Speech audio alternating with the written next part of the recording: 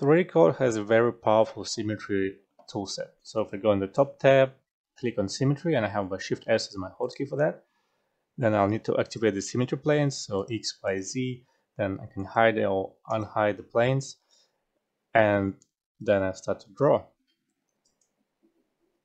Then I can pick a symmetry point somewhere here, and I can start drawing here. So it's not dependent on topology. It really depends on where you want to put it, or on the bounding box. So if you click on bounding box, it will reset to this position.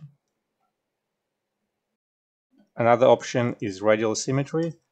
I'll introduce extra mirror, and then you can put a whole bunch of steps and start drawing our shapes, and I can press pick it from there, and build it from there, and then pick it from here and add another shape like that. The brand new symmetry tool is called Translation.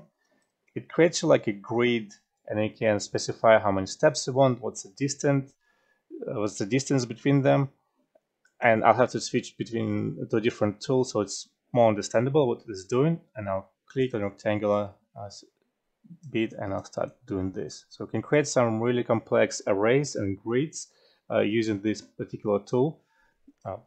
Pretty amazing, and can solve some particular tasks that are undoable in another way. So I can say increase the amount of steps or clones, and then I get a whole bunch of them.